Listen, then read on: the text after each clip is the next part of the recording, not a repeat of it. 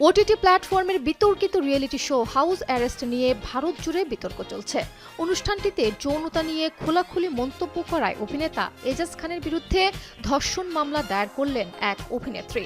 জানা যায়, মুম্বাইয়ের চরকোপ থানায় এজাজ খানের বিরুদ্ধে ধর্ষণ মামলাটি করেছেন এক অভিনেত্রী।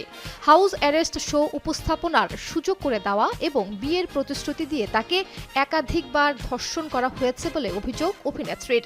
এরই মধ্যে মামলার তদন্ত শুরু করেছে পুলিশ। অভিনেতা এজাজ খান হাউস অ্যারেস্ট নামের অনুষ্ঠানটি সঞ্চালনা করেন।